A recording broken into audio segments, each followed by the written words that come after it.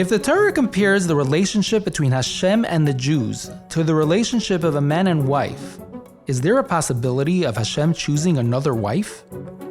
So I guess the question is, being that in the Torah we find the metaphor that a relationship between Hashem and the Jewish people is compared to husband and wife.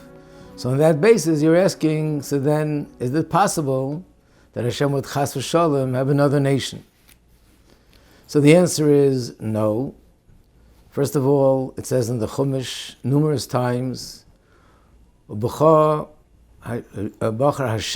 chose the Jewish nation, that they should be His nation, and that's forever and eternal.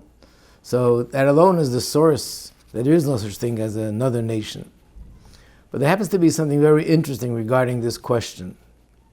One of the great Torah sages who lived about 1,000 years ago, his name was Rabbeinu Gershon, and his title is Rabbeinu Gershon Me'or HaGoyla. In certain Gemaras, if you look on the margin of the Gemara, it'll say this is a commentary of Rabbeinu Gershon Me'or HaGoyla, which means the one who enlightened the exile. And the question is asked, why did he get that title?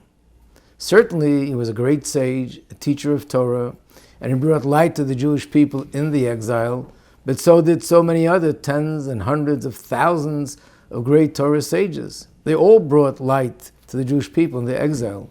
Why Dafke he got this title? And the Rebbe once at a Farbrengen explained it in the following way. Rabbi Gershon is known for a number of takonas that he enacted and he instituted. One of them was that a man, even though halachically and from the Torah he's permitted to marry two women, he shouldn't. And the other one is that even though halachically, if a man divorces his wife and she doesn't want to become divorced, it's valid. But he instituted that if he divorces a wife against her will, it's invalid.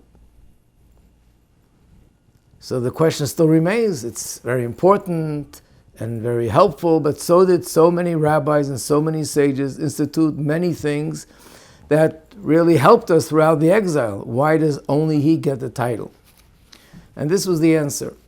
The Rebbe said that this is based on things that are written in earlier writings, that Hashem and the Jewish people is compared to husband and wife.